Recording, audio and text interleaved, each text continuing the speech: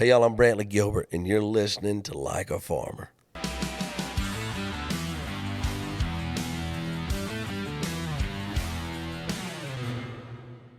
Hey, y'all, it's Pat. Welcome to another episode of Like a Farmer.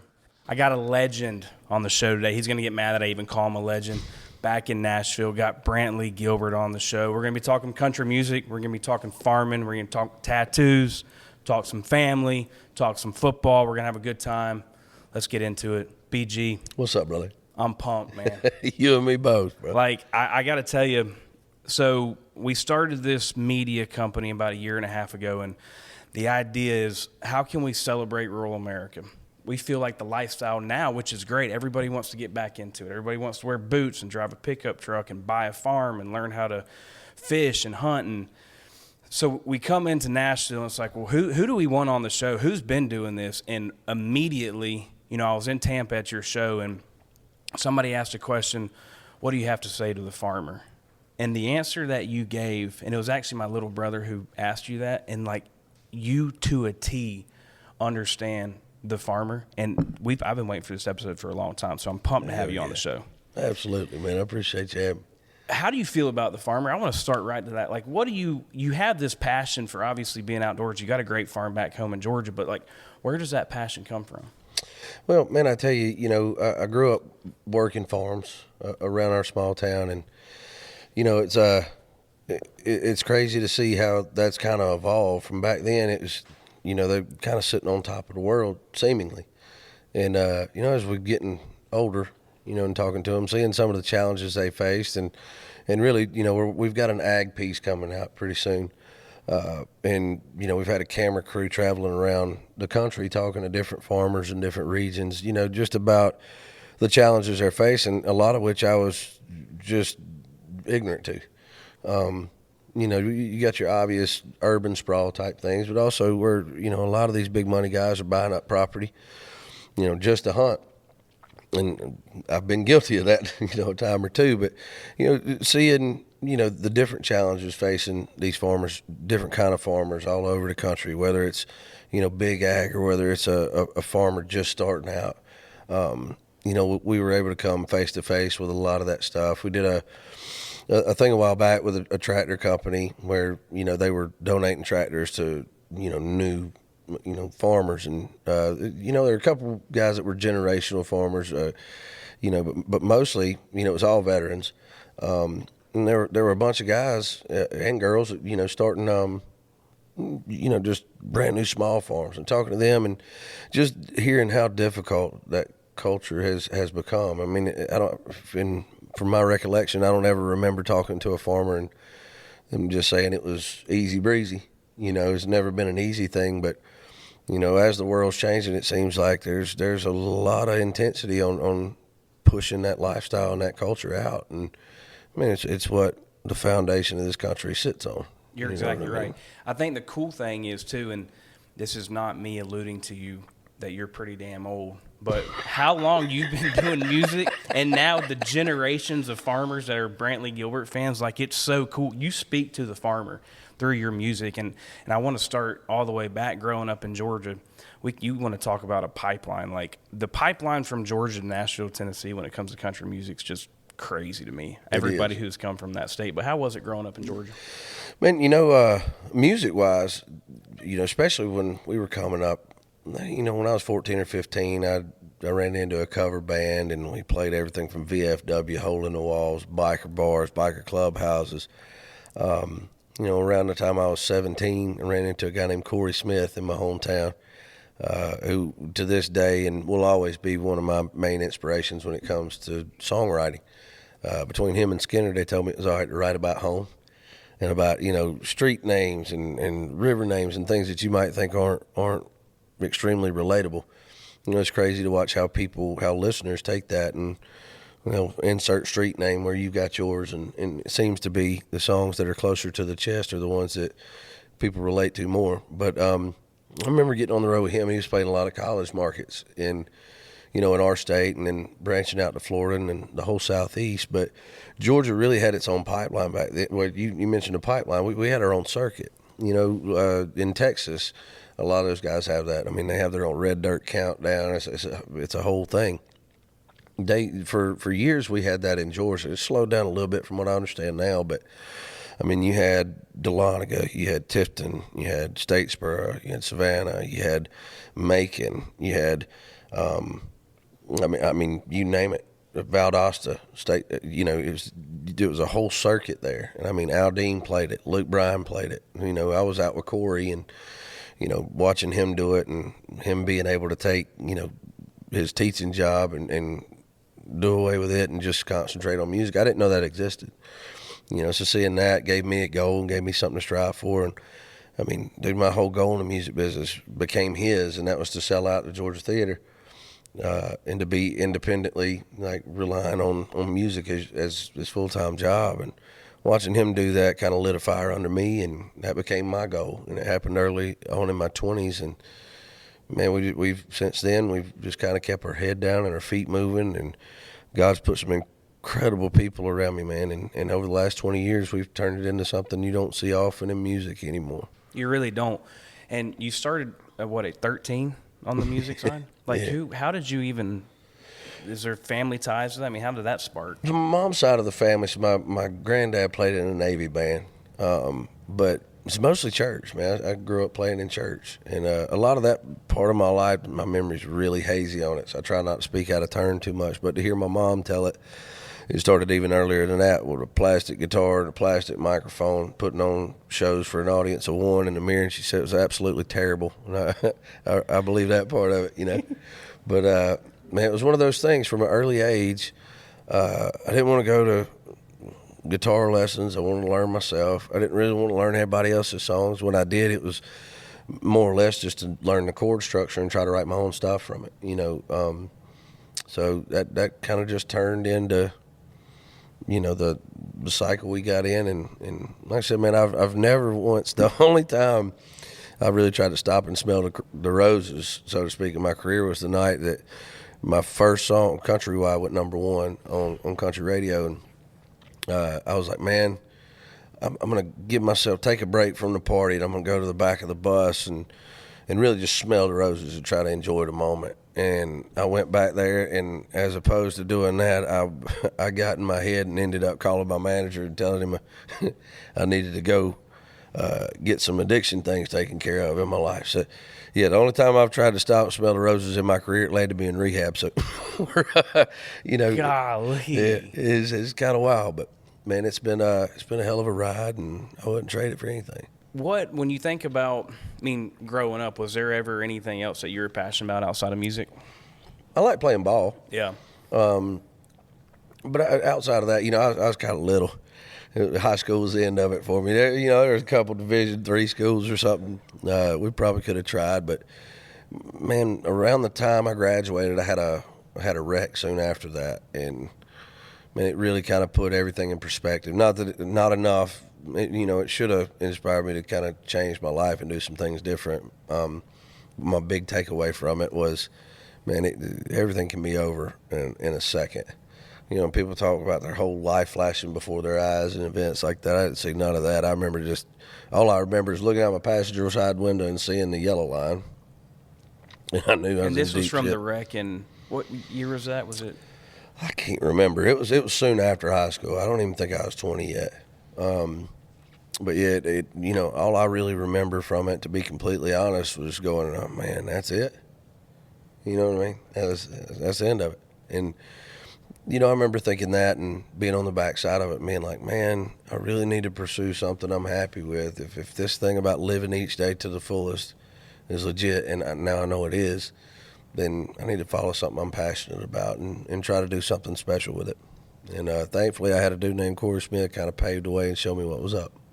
The storytelling that comes from your music, I need you to know I think it hits home, not only for me, but a lot of your listeners out there, especially in rural America, but you do such a great job. And immediately, if you haven't been to a Brantley Gilbert show, you need to get your ass to a Brantley Gilbert show. But it's cool. Like, you're thanking the farmers, you're thanking the veterans, and you talk about your wife like I've never seen before, like how much you are in love with her. I mean, that's great. Like, people, those values, your military, your farmers, and your family, like that's huge to especially people my age and people growing up, and just like those need to be your values. So the stuff that you've dealt with in your life to who you are today, like it's awesome. I appreciate that, brother. It's been a hell of a ride. It really is. I mean, how much has your family kind of played an impact when it comes to all that? Because Oh man.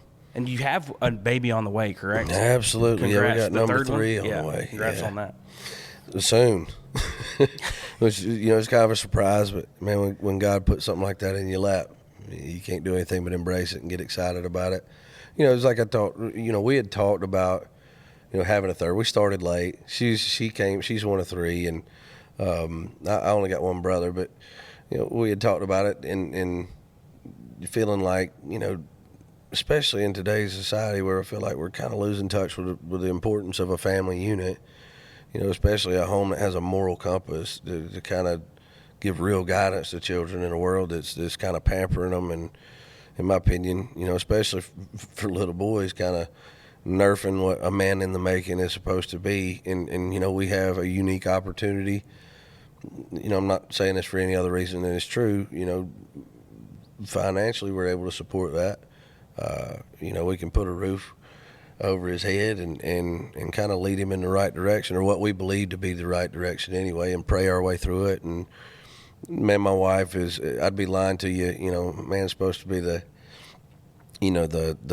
faith rock in his home. And I'd be lying to you if I took credit for that. That's my wife, and she really is a soldier of faith, and it's just a soldier in general, man. She's toted this pregnancy like you wouldn't believe. She started a school last year.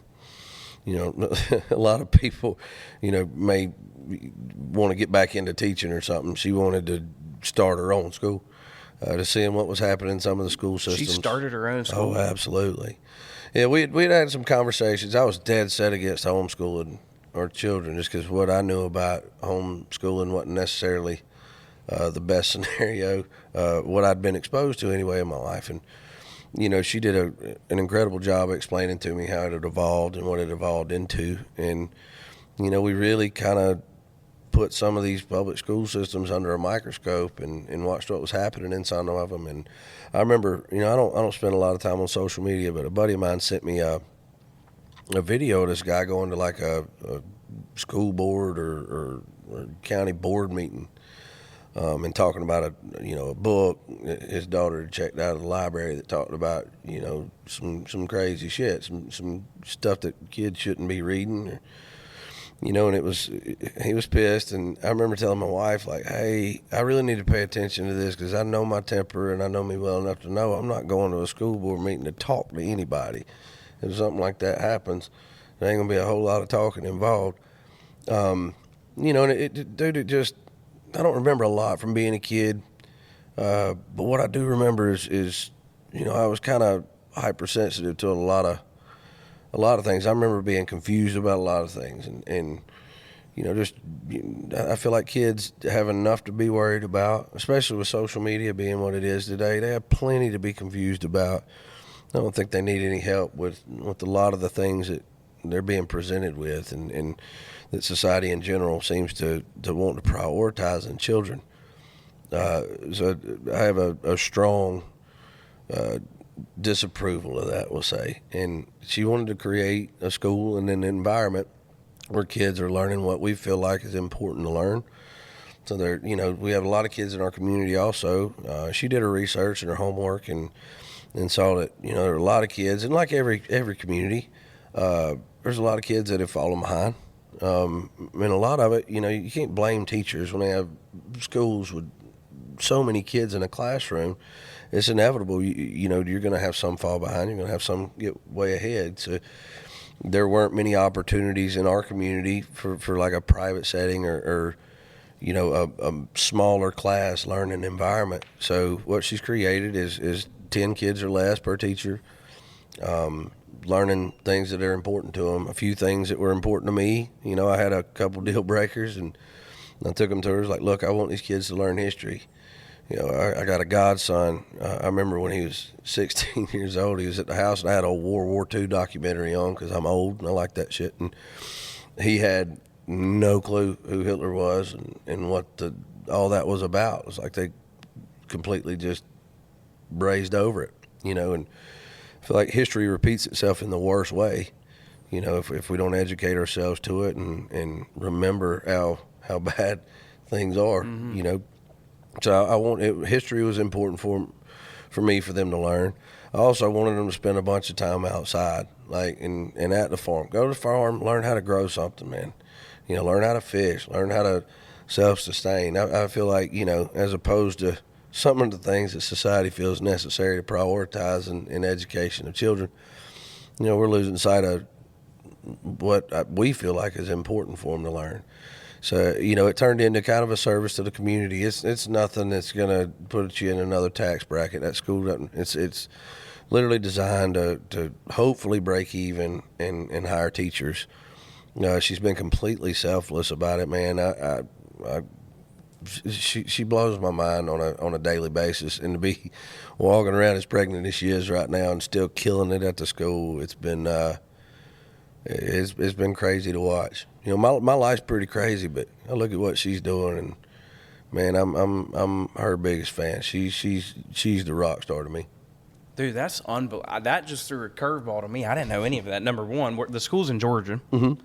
Number two, anything that I can do to help, because I'm especially on we need to teach the kids on just how to grow and be self-sustainable when it comes to at least your food, like whether it's a garden or something. So if there's anything that we can sponsor and help, fiscally, please Absolutely. let us know. I love that. I had no idea about that. It was really cool. My third deal breaker I forgot was unfortunately, the school shooting that just happened was about 20 minutes from my hometown, and right outside of Atlanta. Is that correct? It's closer. It's northeast, so closer to Athens than Atlanta. Okay, gotcha. But a buddy of mine, he works in EMA. He's kind of the assistant director of emergency services in our county, and he was there for the entirety of it. And man, it was. Unfortunately, it seems to be not a if scenario. It's a when scenario now, and that was another thing about the school that was important to me. Is I feel like a lot of these schools, shooters pick them for a reason. They're a soft target. So I wanted guns in the school, and we had a guy that I really respect. He runs an organization that I have all the love and respect in the world for. His name's John Lovell, and he is the founder of it's a whole platform really called the Warrior Poet Society. And I tell people about John. I feel like if there's a guy on this planet that is trying to earn a PhD in Christianity, unapologetic masculinity, and just having a good moral compass, it's that guy. But he was a Ranger. And he spends a lot of time in tactical training civilians, on safety, number one, but also, in scenarios where they actually need it. And he came down and worked with several of the teachers, and we followed up with, continual firearms training and situational training for them. And my head of security that had been on the road with me since 2005, he was ready to be done with the road. So he's actually kind of the resource officer there. And I wanted, a big part of, that environment for me is I didn't want it to be a soft target. Somebody comes in there, I don't know if they'll get shot. They'll get shot at the very least, So that was important to me. And, dude, I'll be honest with you, our church, my wife got me back in church a few months back, and our church, I didn't see this coming in a million years, especially not for us. Usually, anytime we get ready to buy something, whether it's land or try to get involved in a business, folks like us to pay a little bit more than we should. Man, the church came to us and completely just donated some things in the beginning, some space, and they've been really involved with the school. The pastor and his wife is also a pastor there. They have a child that goes to the school, and they're extremely involved, and it's been amazing, man. That town's always been a special community. And it's really cool. So our town was a really small town for forever, and then they brought a mill to town. I forget, I think it was 50s, 60s, and the whole town kind of began revolving around that. Everybody worked at the mill. Both sides of my dad's family, my great grandparents worked it. And the whole town revolved around it. The church bought that building, and we just had our first Sunday there. And they're kind of trying to create an environment where, as opposed to the town's growing, right? And they wanted to take the mill and hopefully have the town revolve around the mill again, but instead of it being a major source of jobs and economic growth in our community, have it be faith centered and hopefully give our town something like that to concentrate on. And they're starting a community center with child friendly restaurants and stores and that kind of thing. Awesome. So it's awesome, man. It's been really cool. That's rural America right there, man. Yeah. Everybody getting together to make a safe environment, a fun environment, and an educated environment. Like, that's so cool. I want to hit on the security thing. Mm-hmm. That none of that what you just said blew my mind, because if you go anybody on your camp, when it comes to there's some big dudes. Like, your security even on the road, holy cow. You talking about there's no getting that close to Brantley Gilbert when he's on you're going to have to fight about 10 dudes that are 6. This guy right here he's like, how tall are you? 6'9". Let me tell you a story about him though, right? So Jack's a formidable character, but when I talked to his partner, we were trying to find PJ. I wanted PJ at the school. I didn't really do when it comes to my kids. Hearing these scenarios, it was when we were talking to this was on the back end of the Uvalde thing, and it was just hyper focused on not having my children in an environment that I was terrified of that day in and day out. I'm gone all the time, so I'm worried enough. PJ had protected me and kept me safe for 20 years. I didn't trust anybody else to take care of my wife and kids when I was out of town, and so we were on the search to find the right guy for our camp, and I went to his boss and his partner and said, Chris, out of all he sent me a list, and I said, out of all these guys, who has the best temperament when it comes to de-escalate the situation and being able to have a conversation in a low voice where it just kind of brings everything down? Because dude, our fan base is not, they're rowdy. What I mean? They fight a lot. They're rough. There's a lot of bikers. There's a lot of. I love it, man. I'm awesome. telling you, haven't been to a Brantley Gilbert show, please go. I'm telling you. It's entertaining. It's like a UFC fight concert all wrapped in one, But I said, I really need somebody that has really good situational awareness. One is really responsible about getting us where we need to be should something tragic happen. But also somebody just can communicate with people and not be a dick about it. And he said, dude, the best guy on that list that I have for that is a guy named Jack.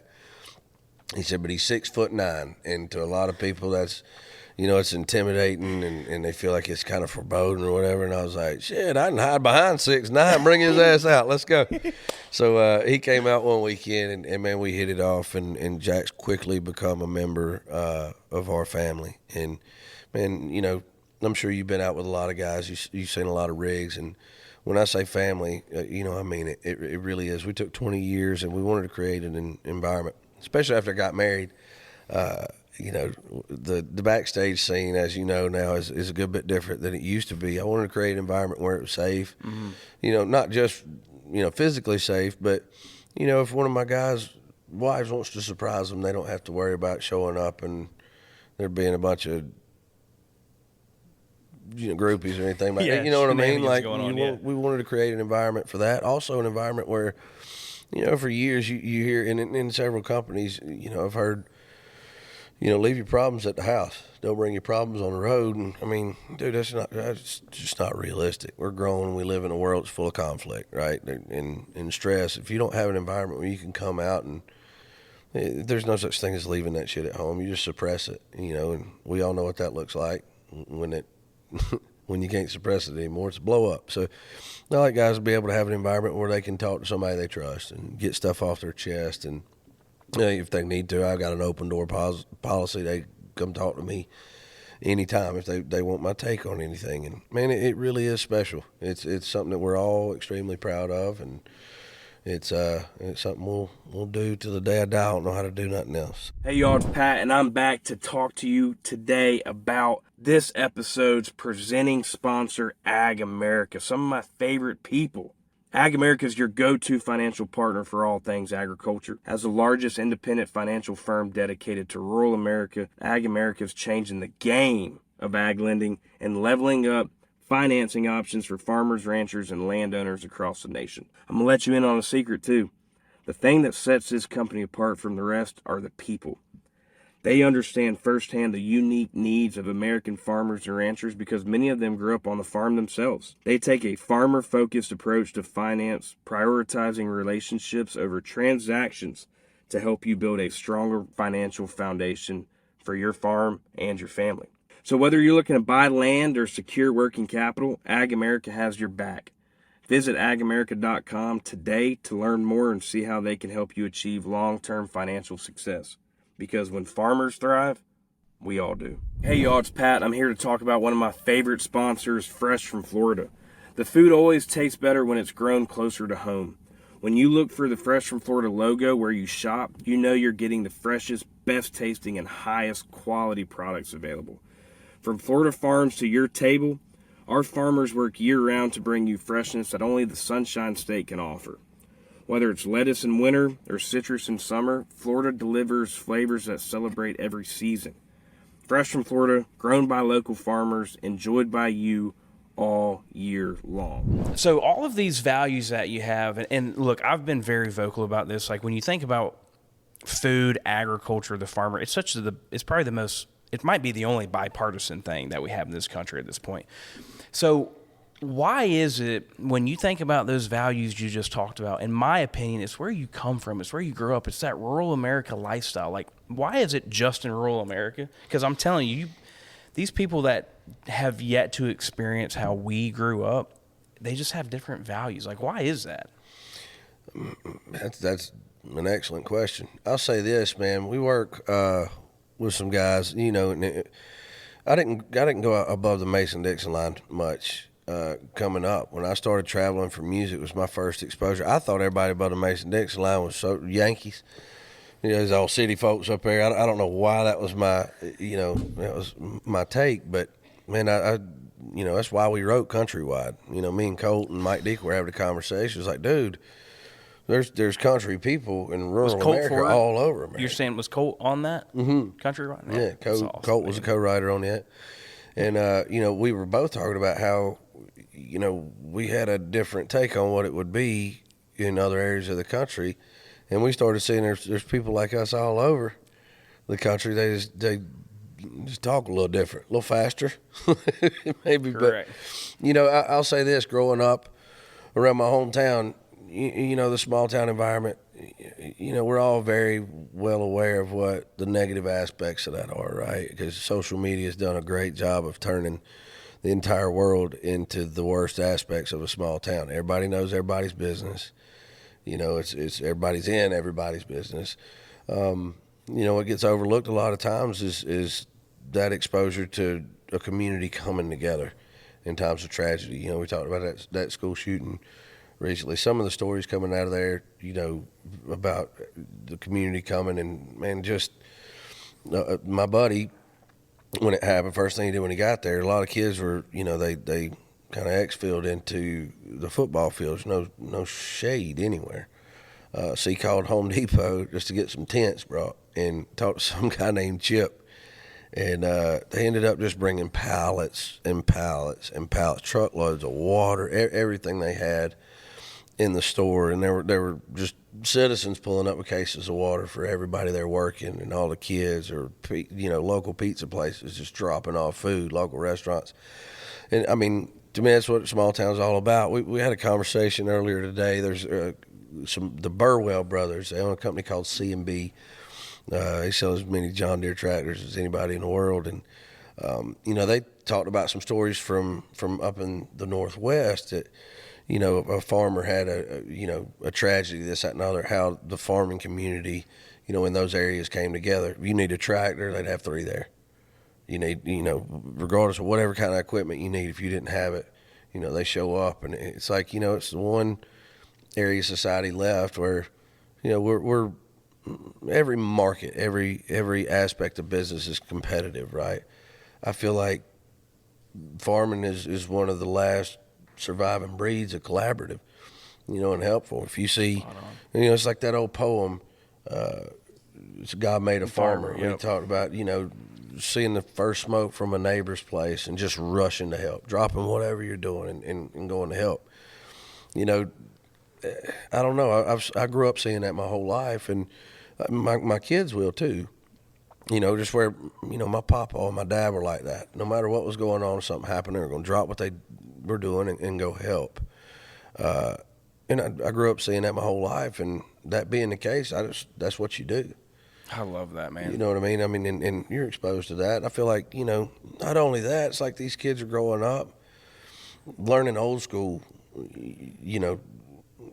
just ways of life. Like, I haven't met many kids that grew up on a farm that didn't understand work ethic and responsibility and, Take your hat off when you meet a woman. Right. Shake a Look man in the eye. eyes when you shake his hand. Yeah, my son. Yes, sir.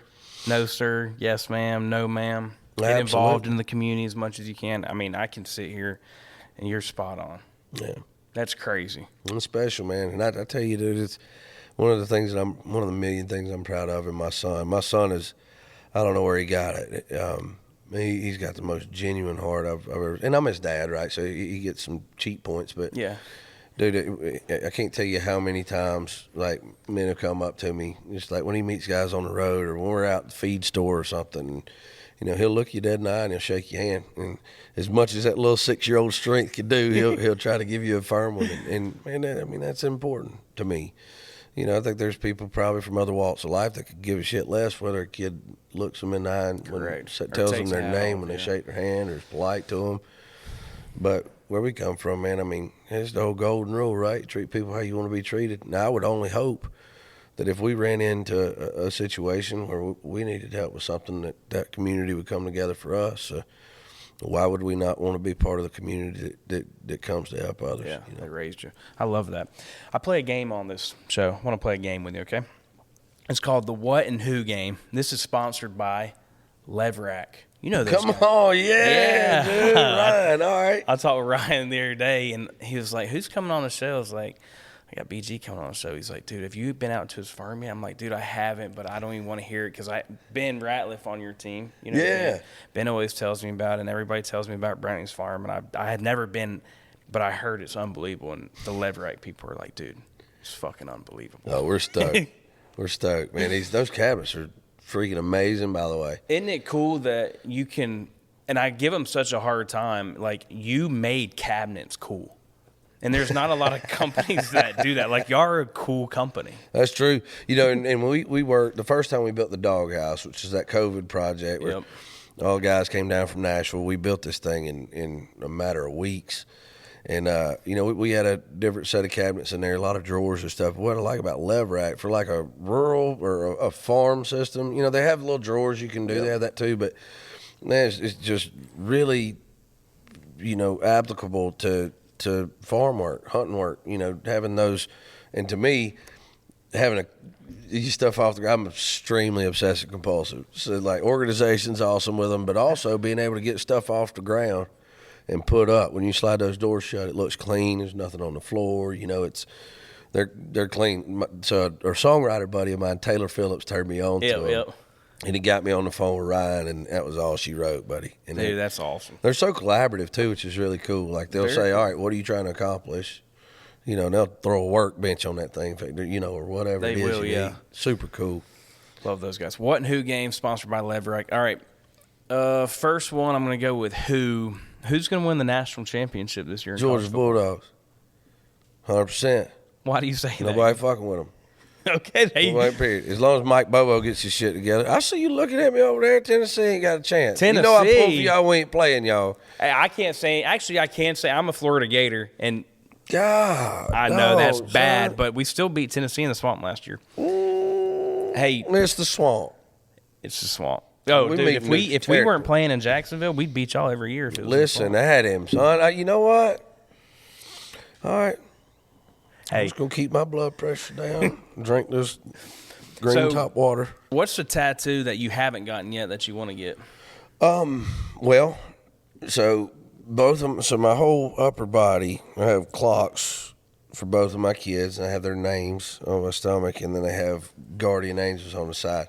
My wife hates it because I gave their guardian angels AKs, but I thought it was gangster shit, So I have a little bit of space left on my back. We weren't planning on having kid number 3, so that space I got to get him a clock and get his name on there and a guardian angel for him. So that'll be the next one. That's awesome, man.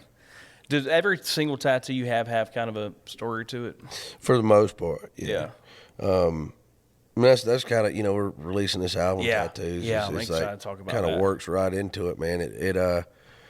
As all of my albums up to this point, the title tracks and titles of them have had something to do with my faith. And that's intentional, because even in the chapters of my life where I was a long way from my faith, it's always been a safe place to land, and it's always kind of been, in me, and it's been my core. So that has a lot to do with my mama. But she's her and Jesus are like that, and my wife same way. I love that.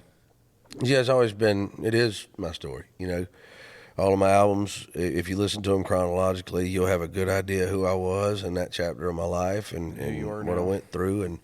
And this one will tell you who I am now. But it's the first album title that hasn't been either biblical or faith-based. And but on the cover, I'm topless at 40. Let's go.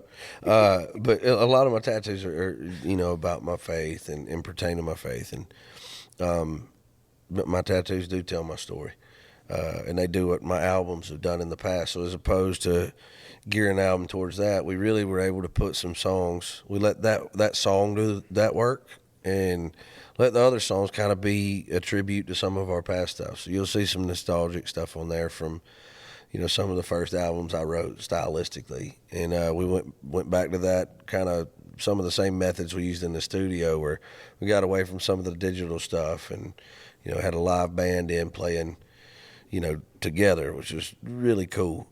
So the whole album process was different this time, and man, we're so proud of what we got. So we got some stuff that's newer, that's outside of the box, stuff that we hadn't done in a long time, some stuff we've never done.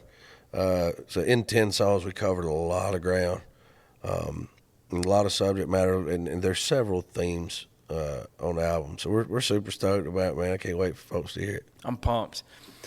Okay, now I'm at Who, and I'm going back to you've got to go to a Brantley Gilbert show, because this next question's got to lead to it. And it's not like, and I'm telling you, from when you started to now, it's just mind-blowing. But who is somebody that you want to go on tour with that you haven't? Because what you're doing now, going back to the 5-finger death punch, I didn't even think, I was thinking, what are you even doing?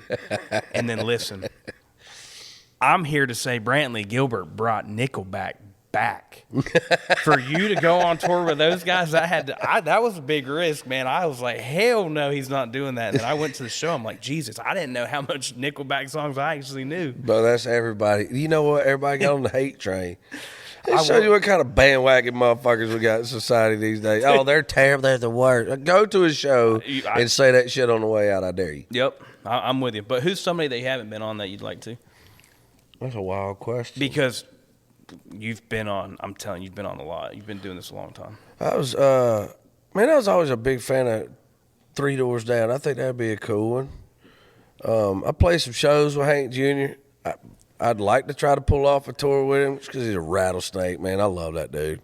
He is so to the point and crass and just all the things you think he is unapologetically. It's a lot of fun to be around. You just want to stay on the same team. Yeah. Never want to get on that dude's bad side. But I think that'd be fun. That's a tough question. Man, you know what? Looking back at it, if I would have had a bucket list for that, I would have checked a lot of them off. Man, I got a tour with Toby Keith. You know what I'm saying? Like, that dude hung the freaking moon in my eyes, man. I was a huge fan of the way he could bounce in and out of heartfelt stuff, the lighthearted stuff, to put a boot in your ass, to see American way, patriotic stuff. Like, he was always a giant amongst men, and I got a chance to tour with him, man, and dude, he became a friend and a mentor, and you know, that was one of the best memories of my life. And I got to tour with Tim McGraw, solid ass dude. Got to tour with Kenny Chesney, Willie Nelson, Jamie Johnson, Lee Brice, Randy Houser, Justin Moore, Colt Ford. We took Luke Combs on his first arena tour. Man, dude, you got a list. Yeah, man, it's wild. So I really, I think more than having a goal to tour with one person or another, I'm kind of just open now, and that's the way. Coming out of COVID, I was that way. We knew we had to do things a little bit different because people were still a little hesitant to get out. And I mean, even to this day, dude, I feel like we're still getting back to folks remembering how to act at shows and have an incentive to go see them. That's true. They didn't really, you know, as far as Five Finger was concerned, when that conversation started, it was like, man, do we really want to come out with the same old program where we take some opening acts that are up and coming, which I love. I love being able to do that. But our platform's changed a little bit too. We've been doing this a minute. You know, we're not necessarily the man on fire right now. So, you know, we wanted to motivate people, give them an incentive to come to a show. And to do that, we knew we had to create more of an experience than a show. Yep. Right? What you have. Put on a concert. We got to put on a show. And it worked. The Five Finger thing, dude, I'll be honest with you. If I told you going in that I thought it was going to work, I'd be lying my ass off. I didn't know. Yeah. I hoped. But I dude, you're seeing a lot more people do it now and mix up the roster, and it's really cool. Like, the rules of music have changed. You know, you used to have these segregatory lines that were so defined that you had to be country, you had to be rock, or you had to be rap and only rap. Like, and I know a lot of people are kind of protective of our genre in particular and don't want those lines crossed. But let's be completely honest. Like, you know, they talk down a lot of the rap and country stuff, dude. Until you meet one of these dudes and know and realize that he's more country than most of the top 10. You know what I mean? Spot on. You know what I'm saying? Like, to me, it's always been more about what a song says. You know, but nobody. They're also not handing anybody diplomas or PhDs in what is and what's not country. It's more of an opinion-based thing, right? Yep. But more of a lifestyle that you want to live. Yeah, and we've always known where we fit when it came to this genre. It was right outside the box, man, close enough to touch it for radio, and you know, free enough. I always felt like I was more of a songwriter than an artist, and that allowed me the opportunity to kind of get outside the box and do some stuff we weren't supposed to. But now, you kind of seen that door open for everybody. When you went to more of a streaming platform, you know, the days of folks listening to an album first song to last, unless you're Morgan Wallen or Luke Combs or Post Malone, are few and far between right now, which kind of opens the door for you to be able to do some stuff you hadn't done and get outside the box. I've always been a fan of that, man. It's like, you know, the lines are blurred. Gone are the days where you have to take a whole album. I remember taking songs that wanted to just be straight heavy, you know, and putting country instrumentation in them just to try to lean them towards whatever the radio single was. We don't have to do that anymore. And you know, doing that on your production albums and your singles kind of opened the door to be able to do that format, you know, in a touring environment and get away with it. And I really did feel like we were getting away with something. Yep. And then when the Nickelback guys came to the table, dude, I didn't know what to expect. You never know what to expect. And they're Canadian. I hadn't met many Canadians before then, so I didn't know what came with that. But dude, when we got out, man, I gotta say that it's one of the coolest group of guys we've ever been on the road with. It was super, super welcoming. And I remember that as much as I remember anything about anybody we've toured with. I remember we toured with Tim McGraw, man. He got off his tour bus, first show. The minute his tour bus pulled in, he got off of it and he walked to my band and crew before he even come talk to me. Introduced himself, was just so welcoming to them. Toby Keith's the same way. Skinner was the same way. You know, we wanted to pass that along to our openers. But, man, the Nickelback guys were so cool, and their crew was awesome. You know, them being a band and not one artist with a band behind them, you know, every one of those guys was cool to my guys. Cool. And dude, I was so thankful for that. But they came to the table. You know, usually when you go on tour with somebody, there's a lot of red tape. Like, as an opener, They want to say, all right, you can shoot or you can't shoot pyro, or you can use this screen and you can't use this screen, or you can use this part of the stage but you can't use the thrust.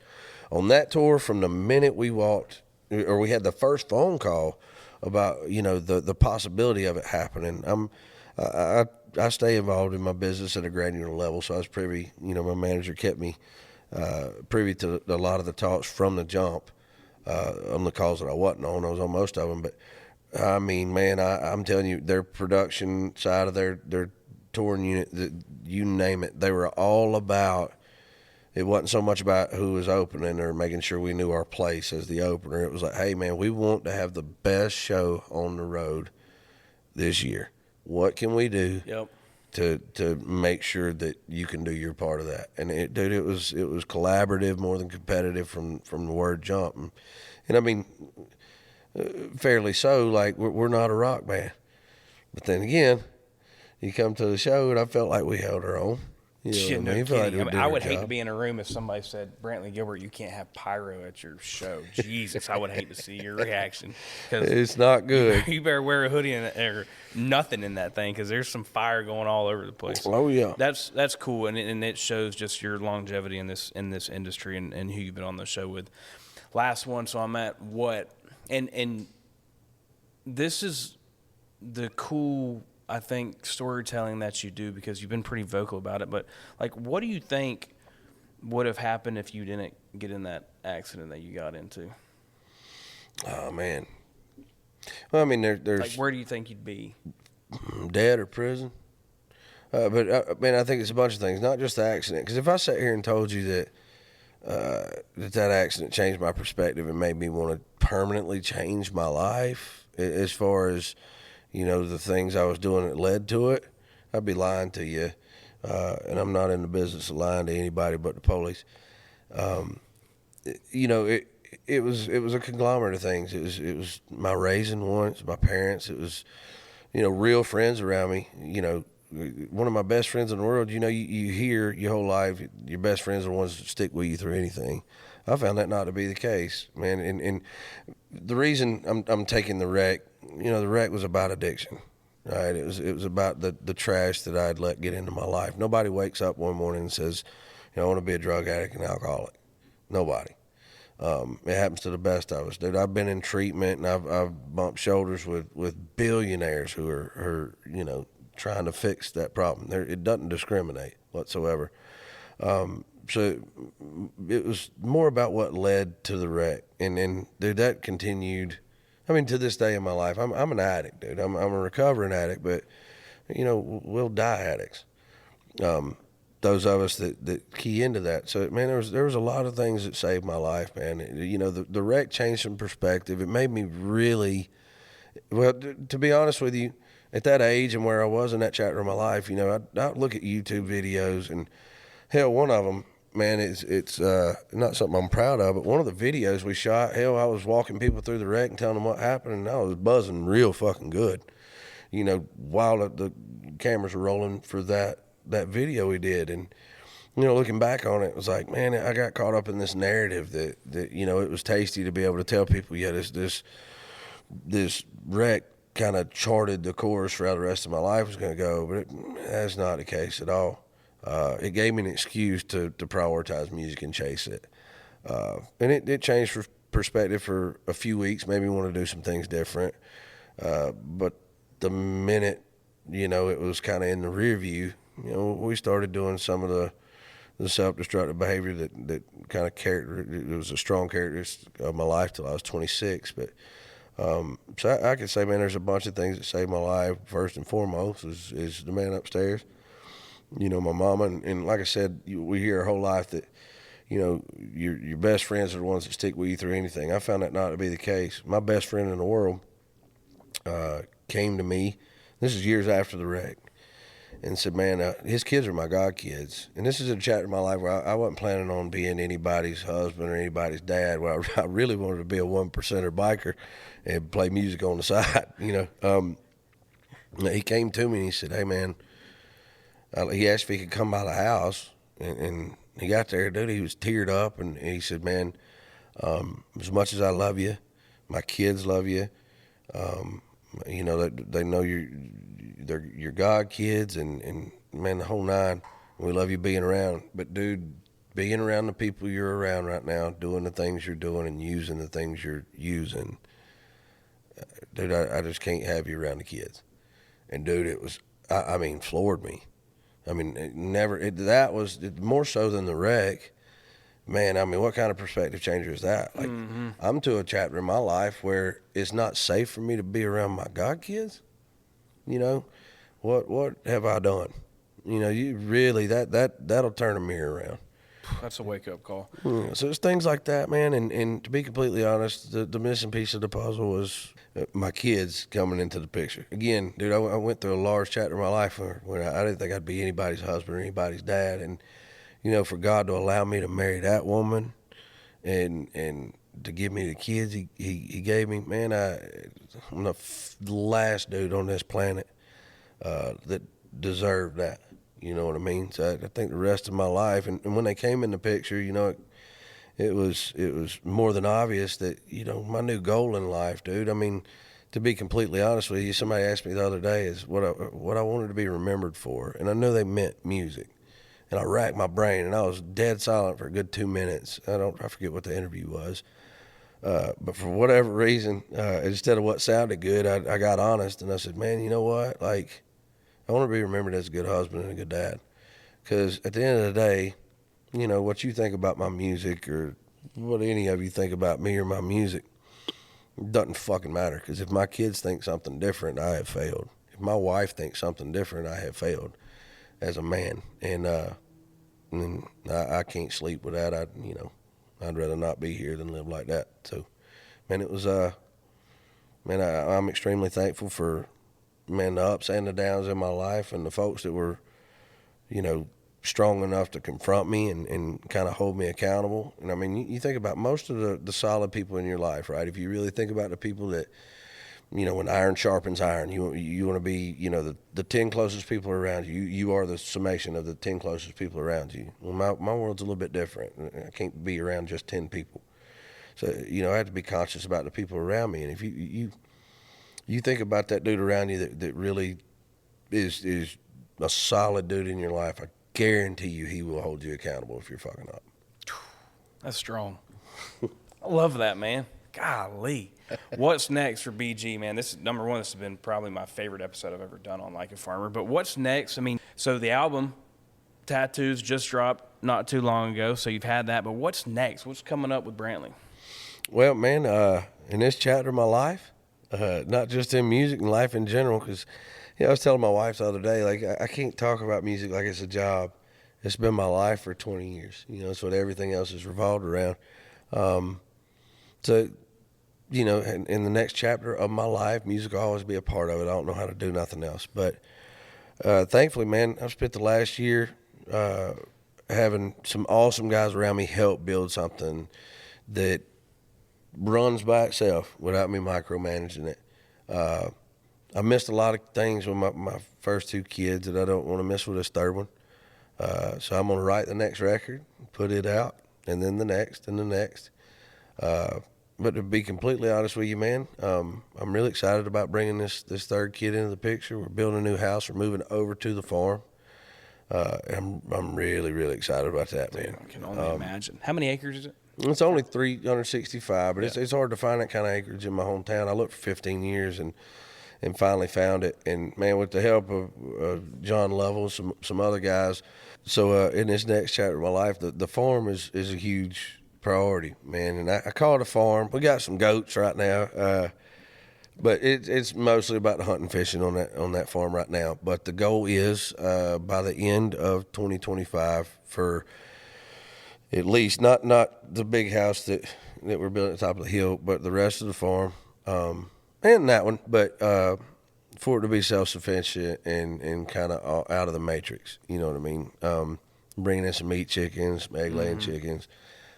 We'll try to bring in a little livestock, and through fish and deer and livestock and chickens, and you know, we're all on a well there. I want to be kind of where, you know, not like doomsday preparation, yeah, man. I know where you're going on this. But I don't want anybody to be able to leverage the way we live our life.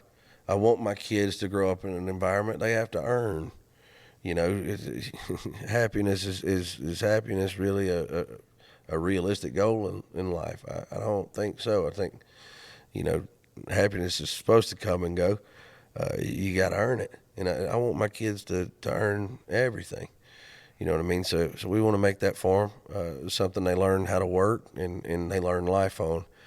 So I'm pretty excited about that because, dude, I'm not a generational farmer. I cut some grass and turn some rows and work some cows. But, man, let's face it, a lot of the challenges that face modern farmers don't apply to us. I don't want anybody to get the idea that I think I'm digging my hands in and joining the struggle, because it's not that for us. But I do want to earn my place, and I want my kids to earn their place and be able to be self-sufficient and you know, earn the lifestyle that's made America what it is. You know, the good versions of it. You know, God, you're spot on. You're so spot on. I appreciate you coming on the show today, man. Yeah, man, I appreciate you having me. This has been fantastic. And as always, I appreciate y'all tuning in. Brantley Gilbert, the new album is out. Tattoos, go listen to it. Hey, go stream the old stuff, too. He's been doing it for a long time, and it's all great. Appreciate y'all tuning in. As always, like, comment, subscribe, share, do whatever you got to do to be like a farmer.